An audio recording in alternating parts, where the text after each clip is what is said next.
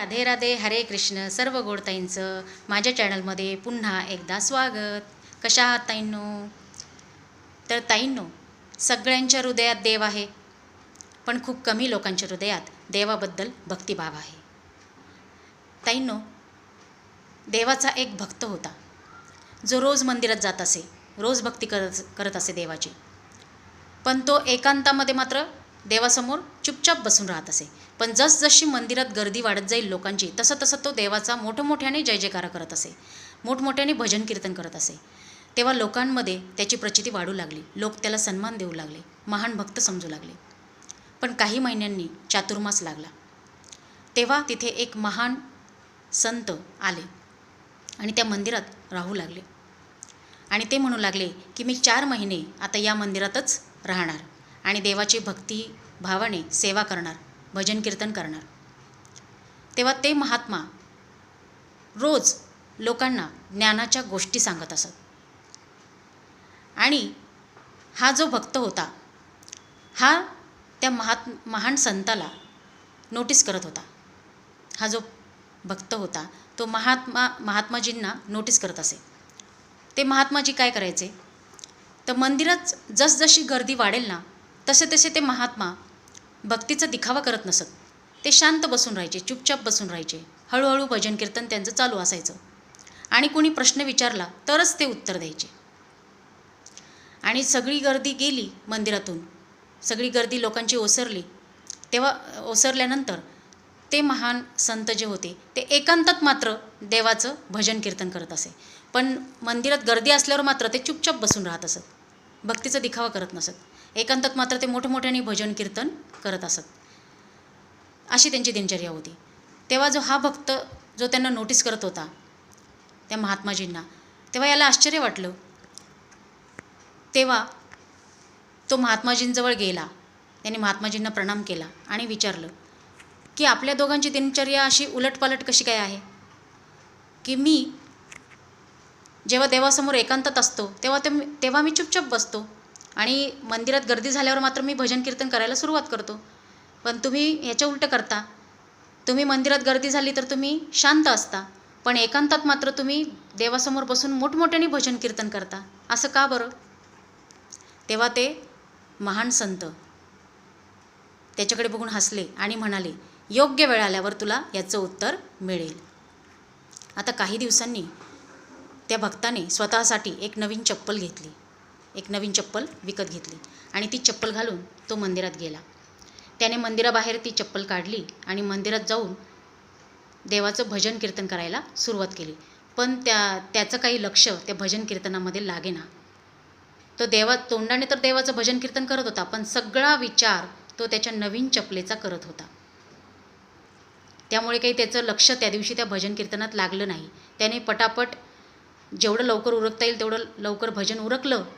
कसं तरी पटापट आपलं ते भजन उरकून टाकलं आणि तो मंदिराबाहेर आला आणि त्या चपलीकडे जाऊन बघितलं त्याने, तर चप्पल सुरक्षित होती.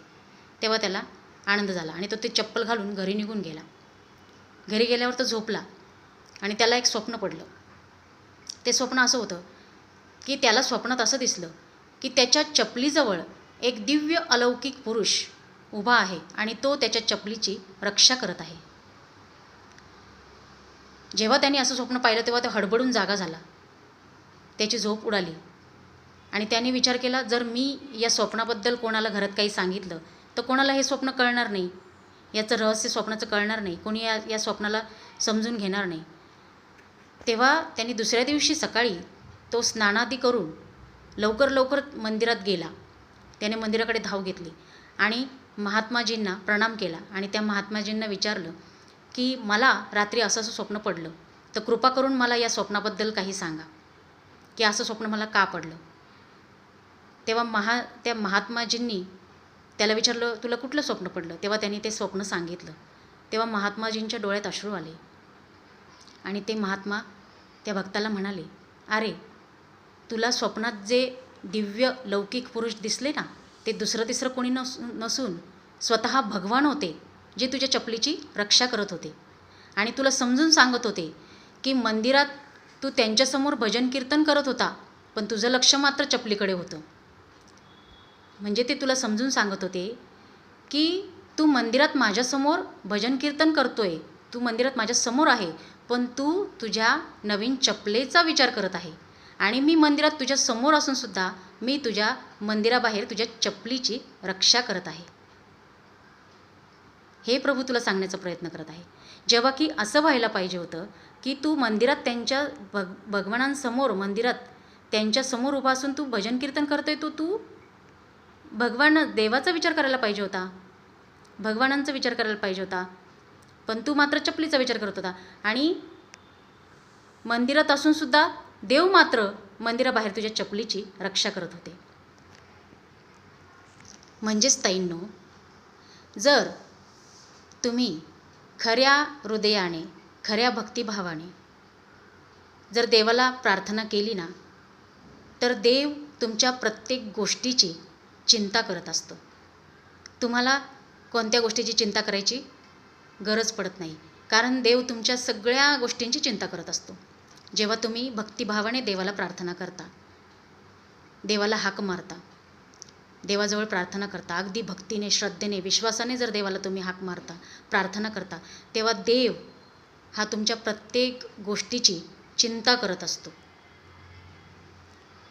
म्हणून ताईंनो, तुम्ही जर अशी भक्तिभावाने जर देवाचं भजन कीर्तन केलं, देवाला जर अशी भक्तिभावाने तुम्ही हाक मारली विश्वासाने, तर देव तुमच्या सगळ्या मेहनतीचं यश तुम्हाला देतो.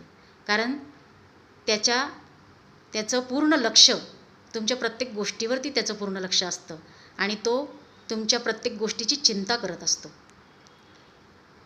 त्यामुळे तुम्ही जेव्हा श्रद्धेने प्रार्थना करता देवाला, तेव्हा तुम्हाला देवाचा आशीर्वाद मिळतो. आणि तुम्ही असा देवाचा आशीर्वाद जर घेऊन जर मेहनत घेतली ना, तर तुम्हाला देव यश नक्की मिळवून देतो. हे या गोष्टीतून साध्य होतं. तेव्हा देवाची भक्ती करा, विश्वासाने करा, देवाला प्रार्थना करत राहा. त्यामुळे तुम्हाला तुमच्या प्रत्येक गोष्टीची चिंता करावी लागणार नाही, कारण स्वतः भगवान तुमच्या प्रत्येक गोष्टीची चिंता करत असतो. भगवान स्वतः तुमच्या सर्व गोष्टींची चिंता करणार हे निश्चित. ठीक आहे. तर व्हिडिओ आवडला असेल तर लाईक, सबस्क्राईब करा, कारण आपण जी भक्तीचं आपल्याला महत्त्व कळलेलं आहे ते दुसऱ्यांनाही कळू दे. देवाच्या भक्तीचं महत्त्व जर तुम्ही लाईक, सबस्क्राईब केलं व्हिडिओला, तर दुसऱ्यांनाही देवाच्या भक्तीचं महत्त्व कळेल, जे आपल्याला कळलेलं आहे. म्हणून लाईक, सबस्क्राईब करा. ठीक आहे. आनंदी राहा, हसत राहा, स्वतःची काळजी घेत राहा, देवाची भक्ती करत राहा, नामस्मरण करत राहा. ठीक आहे. जय श्री कृष्ण. राधे राधे. हरे कृष्ण. धन्यवाद.